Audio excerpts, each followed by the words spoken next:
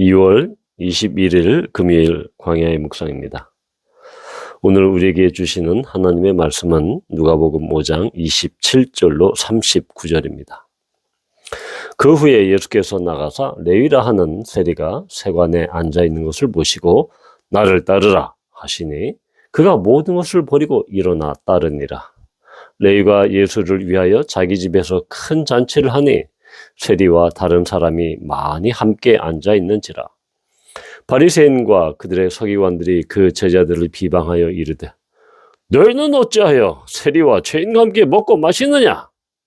예수께서 대답하여 이르시되 건강한 자에게는 의사가 쓸데없고 병든 자에게라야 쓸데있나니 내가 의인을 부르러 온 것이 아니요 죄인을 불러 회개시키러 왔노라. 그들이 예수께 말하되 요한의 제자는 자주 금식하며 기도하고 바리새인의 제자들도 또한 그리하되 당신의 제자들은 먹고 마시나이다. 예수께서 그들에게 이르시되 혼인집 손님들이 신랑과 함께 있을 때 너희가 그 손님으로 금식하게 할 수 있느냐? 그러나 그 날에 이르러 그들이 신랑을 빼앗기리니 그 날에는 금식할 것이니라. 또 비유하여 이르시되 새 옷에서 한 조각을 찢어 낡은 옷에 붙이는 자가 없나니 만일 그렇게 하면 새 옷을 찢을 뿐이요 또 새 옷에서 찢은 조각이 낡은 것에 어울리지 아니하리라. 새 포도주를 낡은 가죽 부대에 넣은 자가 없나니 만일 그렇게 하면 새 포도주가 부대를 터뜨려 포도주가 쏟아지고 부대도 못 쓰게 되리라. 새 포도주는 새 부대에 넣어야 할 것이니라. 묵은 포도주를 마시고 새 것을 원하는 자가 없나니 이는 묵은 것이 좋다 함이니라. 아멘. 오늘 이야기는 예수님께서 레위, 즉 마태복음의 저자인 이 마태다라고 볼 수 있습니다. 가버나움에서 세리 마태, 레위를 부르시는 장면이 있습니다. 레위는 예수님의 제자로 부르심을 받고 그 모든 것을 버립니다. 돈 많이 버는 이 세리, 세간원의 그 직업을 포기하고 예수님을 온전히 따릅니다. 그리고 예수님을 위해서 자기 집에서 큰 잔치를 베풉니다. 거기에는 세리와 또한 동료 세리와 다른 사람들이 많이 참석했었죠. 그런데 이 바리새인과 서기관들이 이 제자들을 비방합니다. 왜 세리와 죄인과 함께 먹고 마시느냐? 이 음식 예법, 음식법에 대한 그런 논쟁입니다.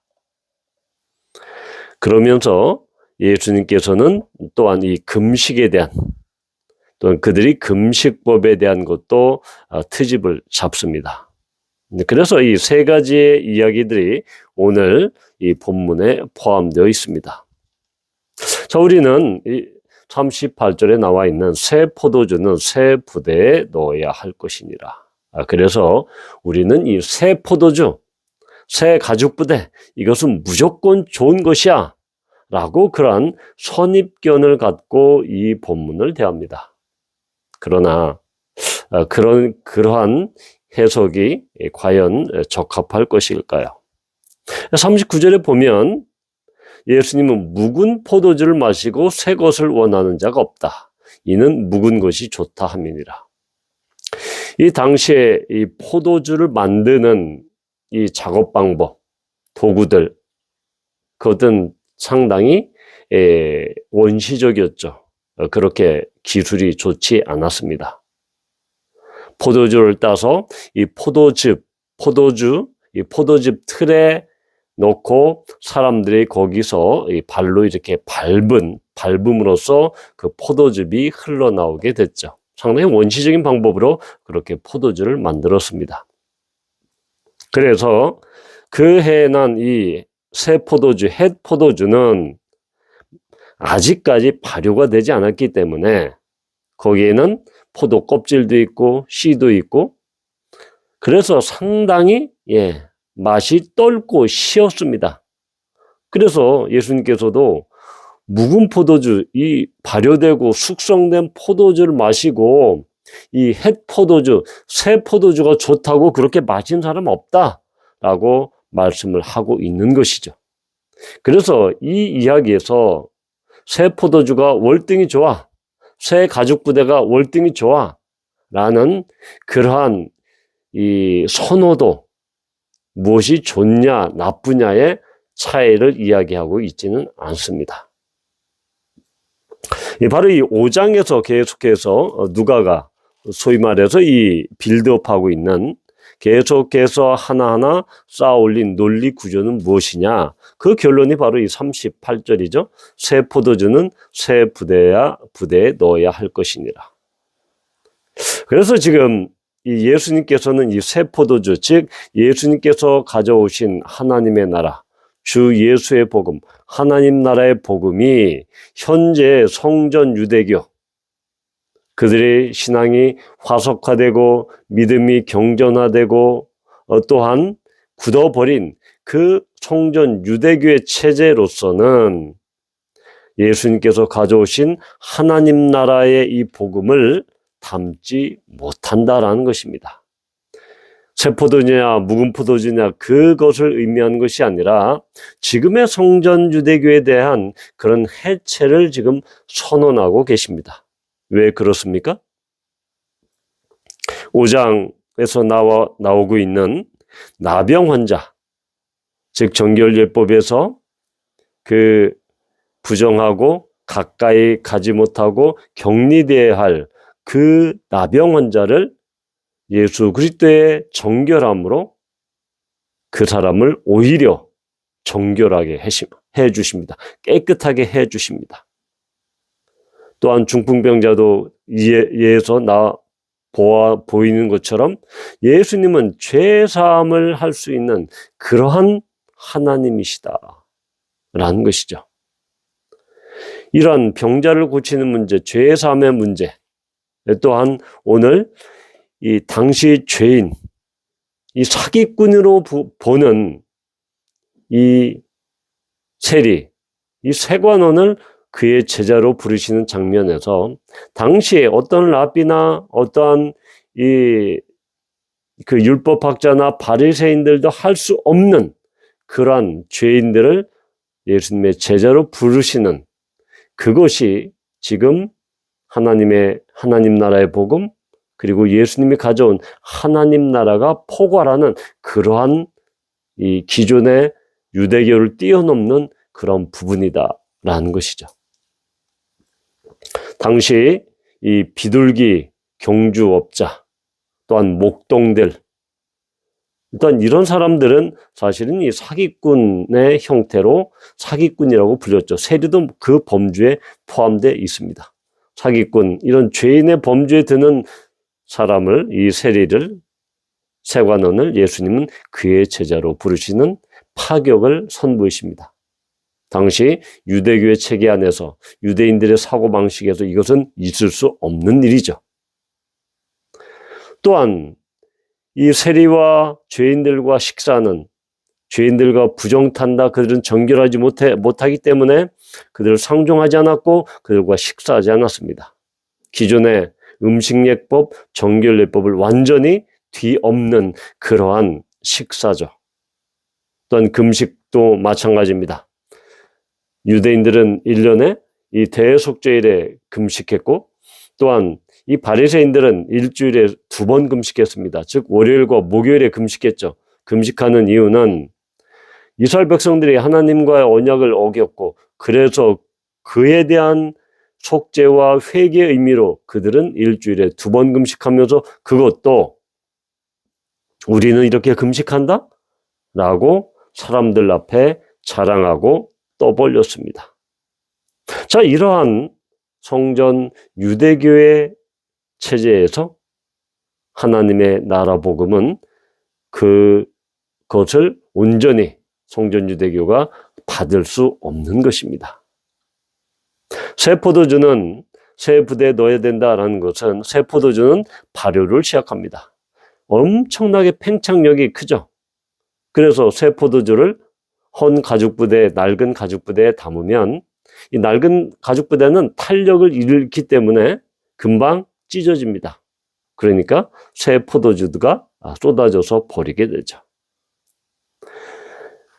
예수님께서 가져오신 하나님 나라 그 복음은 바로 새로운 언약에 예수님께서 또한 새롭게 그렇게 하신 그 언약, 새로운 언약의 책에 따라서 새로운 교회가 탄생되고 그리함으로 말미암아 하나님 나라의 복음은 그리고 하나님 나라는 진군을 하게 된다라는 것을 의미합니다. 그래서 결코 여기서 우리는 새 포도주, 묵은 포도주, 또한 이 새로운 가죽 부대, 낡은 가죽 부대, 그러한 이 우월성, 뭐가 좋으냐라는 그런 관점이 아니라 바로 하나님께서 예수 그리스도께서 가져오신 하나님 나라와 그 복음이 완전히 당시에 낡은 그런 것들을 뒤엎고 새롭게 하나님 나라가 시작이 될 것이다. 그 복음이 새롭게 열릴 것이다 라는 것을 우리는 보게 됩니다. 즉 그래서 이제는 이전의 희생제사 또한 짐승제사가 없어질 것이고 또한 구약의 절기들과 음식 예법과 정결 예법들이 이제 새로운 언약하에서는 더 이상 소용이 없게 되는 것입니다. 그런 형태로 예수 그리스도의 그 하나님 나라 복음은 이 땅 위에 침투해 왔고 또한 계속해서 확산되어 간 것이죠. 엄청난 마치 새 포도주가 발효되어서 엄청나게 폭발적으로 그렇게 성장하는 것처럼 그렇게 발효되는 것처럼 하나님 나라의 복음은 그런 폭발력을 갖고 이 땅에 퍼져나갈 것이다 라는 것을 오늘 이야기는 보여주고 있는 것입니다.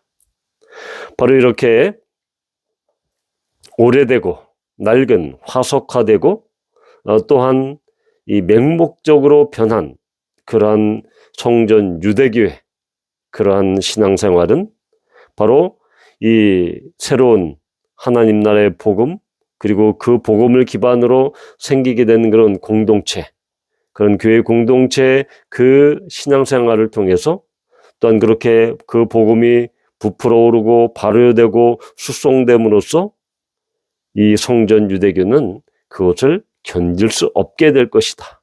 그리하여 하나님 나라의 복음이 그리고 예수 그리스도에서 시작된 그 교회 공동체의 신앙생활이 완전히 이제는 대체될 것이다. 새롭게 될 것이다. 라는 것을 보여주고 있는 것입니다. 따라서 우리는 이 이야기를 통해서 새롭게 언약을 우리와 맺으시고 우리를 십자가에 달려 돌아가심으로 말미암아 또한 우리가 더 이상 그런 희생제사나 절기나 음식 예법이나 이런 것에 의존치 않고 이런 것에 우리의 그런 마음을 빼앗기지 않고 오직 예수 그리스도를 말미암아 구원을 얻게 된 그래야 하나님 나라의 복음에 우리가 동참하게 된 그 하나님을 찬양하게 되는 것입니다. 기도합니다. 아버지 하나님 감사합니다.